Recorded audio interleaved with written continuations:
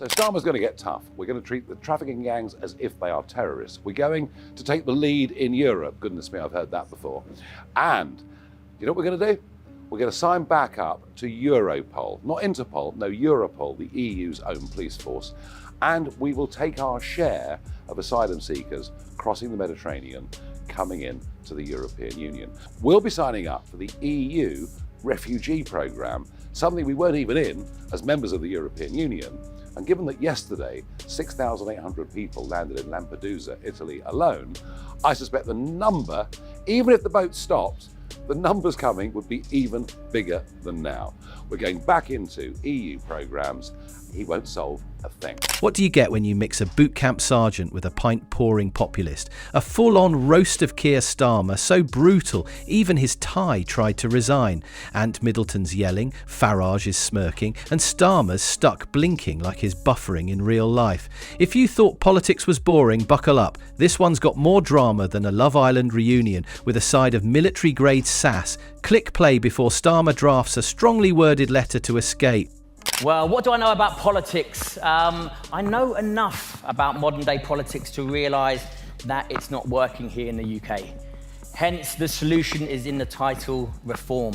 Political reform is definitely needed, and it doesn't take the brains of Elon Musk to realise that. What do I know? Now, I do know about national security. I do know about safety. I do know about personal safety. I do know about community. I do know about teamwork. I do know about coming together.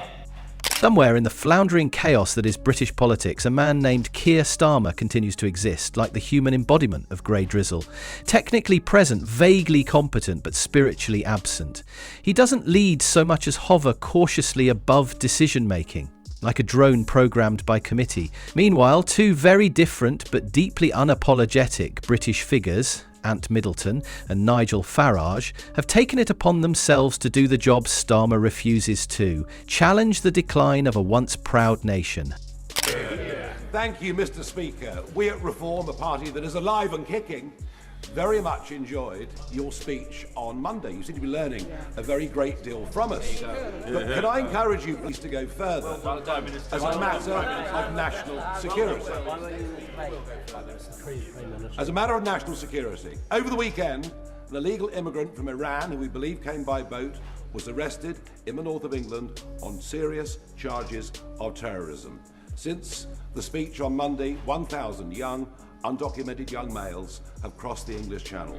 Does the Prime Minister agree? Now is the time to declare the situation in the English Channel as a national security emergency. Ant Middleton, the steel-jawed excess officer turned motivational grenade launcher, has had enough of watching Britain being steered into oblivion by a man who looks like he recycles spreadsheets for fun. And Nigel Farage, the pint-swinging populist with more political stamina than a Westminster think tank on Red Bull, isn't far behind in his disdain. The two may seem worlds apart in style, but they are united by one glorious truth. Keir Starmer is a danger to this country. Not because he's evil, but because he's tragically, breathtakingly ineffective. I do know about identity. Identity being key here. Identity gives us purpose, it gives us drive, it gives us ambition, it gives us a one-dimensional goal to work towards. Identity being key. I do know about trust, trusting each other to get something done. And I do know about unity, a coming together of a unit, of a team, of a country to make sure that we are secure and safe. Let's start with Ant Middleton. When he talks about leadership, you actually feel it in your spine, like a cold boot camp whistle blowing right next to your ear. Middleton doesn't do that soft, mumbling politician shtick where they drone on with vague promises and hide behind pre-digested party lines crafted by some anonymous committee. Well, so much talk over the last few days about grooming gangs, or should I say rape gangs. And Keir Starmer today saying that anyone who's calling for a full public inquiry is jumping on the bandwagon of the far right. Wrong, Prime Minister. The vast majority of people in this country are absolutely mortified by what has gone on. But even worse, the cover-up we've had from the police, social services, and both Conservative and Labour governments. The inquiries that have happened so far have been nothing more than a whitewash. No, this is a guy who speaks with the precision and authority of someone who's made split-second life or death decisions while crawling through mud and dodging bullets. It's the difference between a war veteran and a weather reporter desperately guessing if it'll rain tomorrow. Now compare that to Keir Starmer, who looks like he's struggling to decide between almond milk or oat milk at Pret while the country is burning down around him. Starmer's biggest crisis? Choosing the right latte in a Starbucks that won't upset his delicate sensibilities. Meanwhile, Middleton's out here calling for guts, grit and real action. And the irony? It's hard to argue with him because the UK under Starmer has stumbled from one bland political scandal to another, with all the charisma of a soggy biscuit. You'd get more enthusiasm watching paint dry. Middleton's critique of British leadership isn't just hot air, it's a spotlight on a glaring problem. Starmer couldn't inspire a round of applause at a funeral, let alone rally a nation facing crisis after crisis. About politics, I'll leave that to the politicians. But listen, what I do know is national security, and that's what we're going to touch on very first and foremost. Now, when I spoke to Nigel and the wider team a couple of years ago, for those that don't know, I do a TV show called SAS, Who Dares Wins, where I bring in broken people and I strip them down so they can identify who they are, so they have an identity, and then I build them back up to go out into the world and to achieve.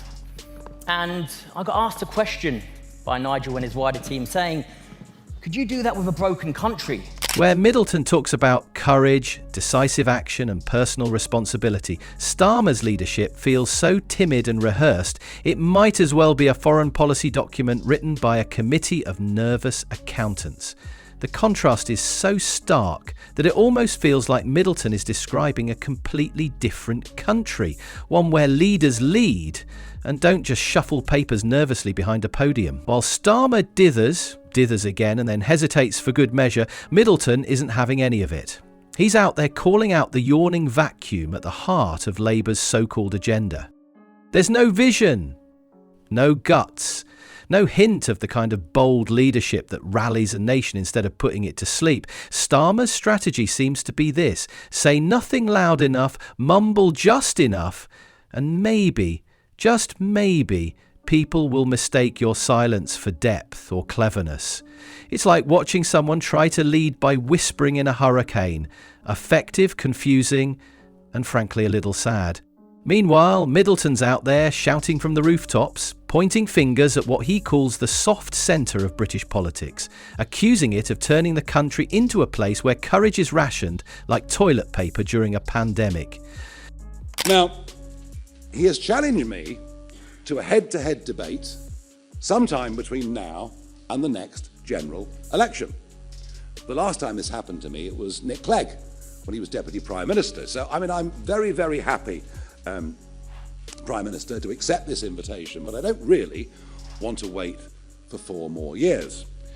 You and your deputy and others are saying, no, it's Labour that are the party of working people, not Reform. Well, why don't we test it out? I've got a great idea. Why doesn't the Prime Minister and I go to a working man's club somewhere in the Red Wall, and we'll sit there and we'll let them ask us questions, and you can all come along and cover it live. So that's my open invitation to the Prime Minister.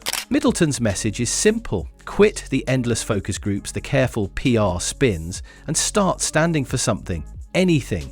Because right now, Labour's blueprint looks less like a battle plan and more like a lost tourist's map scribbled on a napkin. And then, enter Nigel Farage, the political showman with all the subtlety of a wrecking ball in a pottery shop. Love him or loathe him, Farage actually gets things moving. While Starmer tiptoes through the daisies of political correctness, afraid to upset even the gentlest breeze, Farage comes crashing in with a sledgehammer of blunt honesty. He understands that people are fed up, Fed up with being ignored by a government that whispers sweet nothings but never delivered. Fed up with being patronised by politicians who treat real concerns like awkward dinner table topics.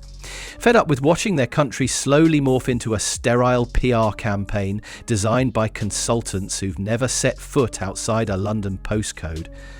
Farage is definitely not everyone's cup of tea. He's more like the strong, bitter espresso you slam down when you've got no time for nonsense. He doesn't pretend to be anything he's not. He doesn't shift his beliefs based on the latest Twitter hashtag or nervously shuffled policies like a magician hiding cards up his sleeve. No, Farage calls it exactly as he sees it.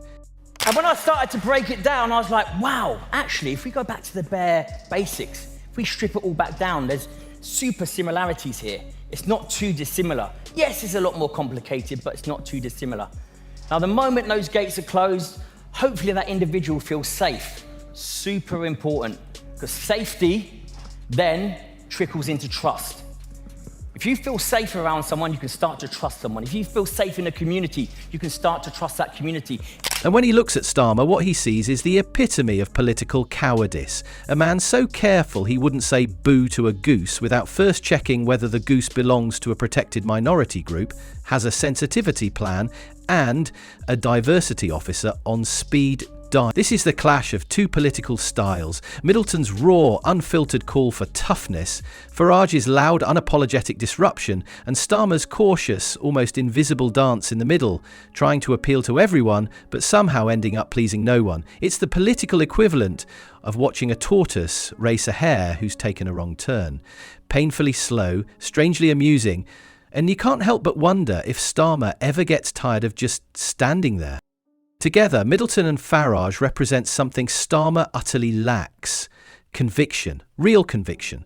Not the kind you rehearse in front of a mirror with your comms team.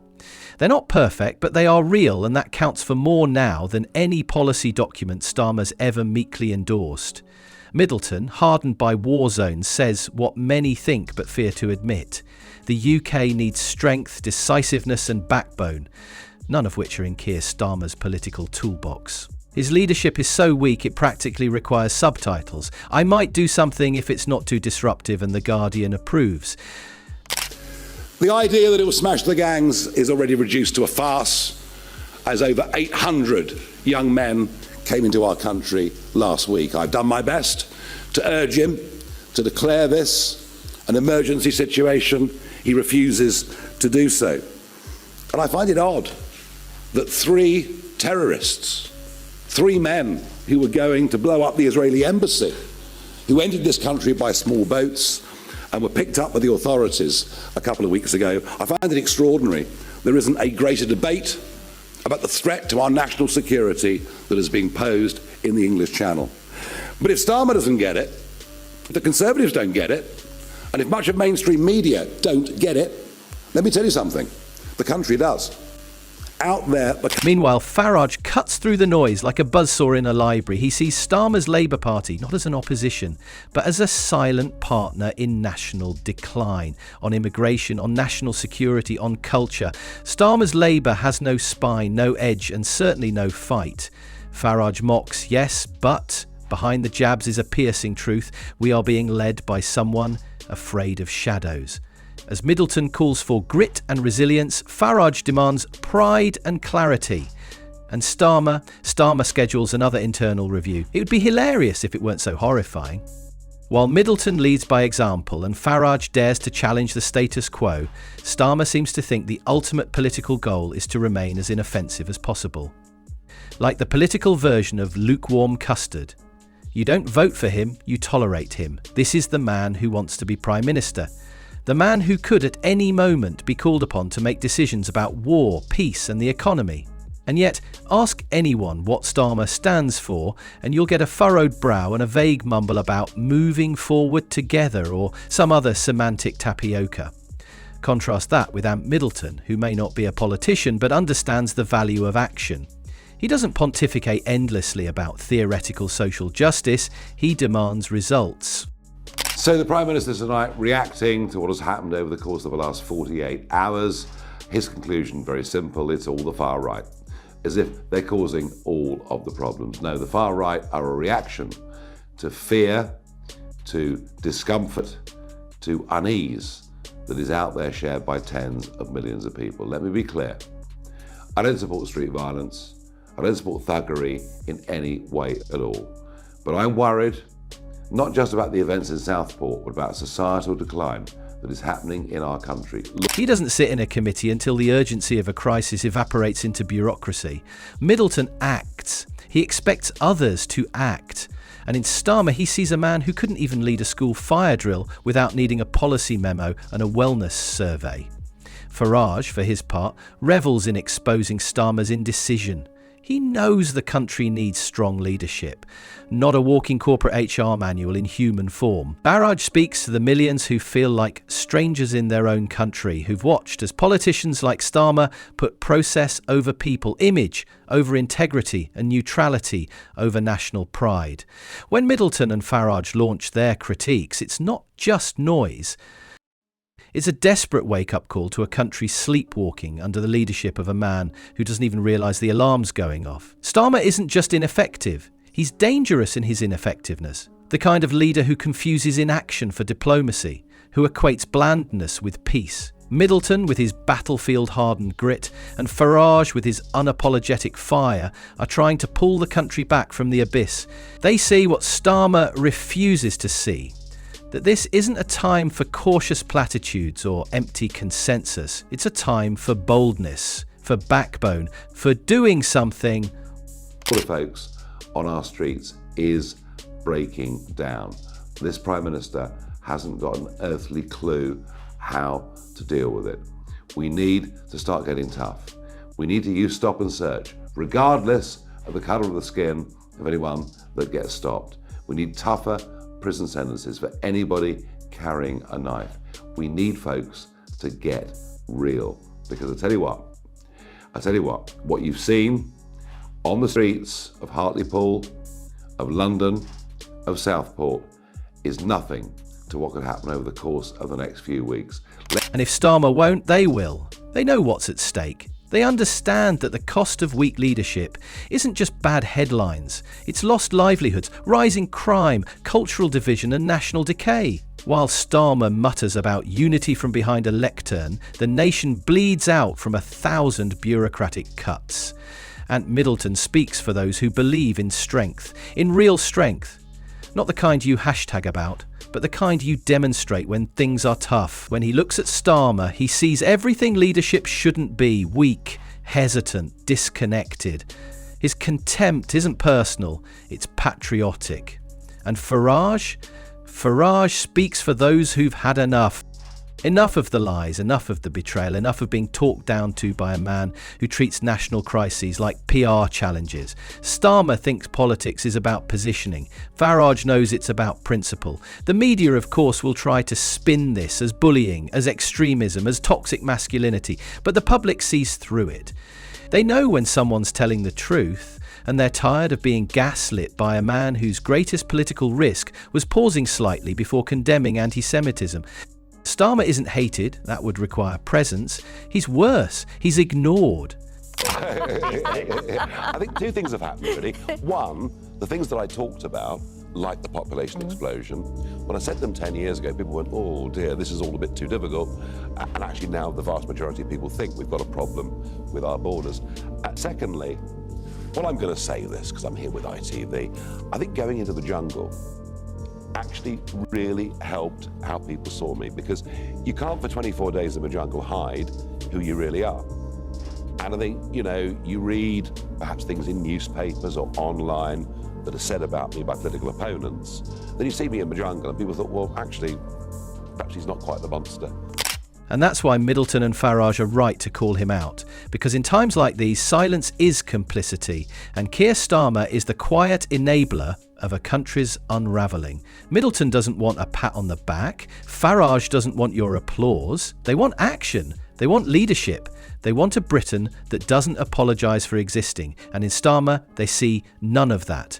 Because here's the cold truth. Keir Starmer is not a leader. He's a placeholder. A man occupying the space where courage should be. A man so afraid of offending anyone he ends up standing for nothing. And in a world that desperately needs direction, that kind of void is lethal. So while Middleton trains minds and bodies to overcome fear and Farage battles the cultural rot with verbal flamethrowers, Starmer clutches his briefing papers, wondering how it all went wrong. It went wrong when he decided to manage instead of lead, when he chose appeasement over principle, when he mistook caution for wisdom. And that's why Ant Middleton and Nigel Farage are absolutely right to oppose him.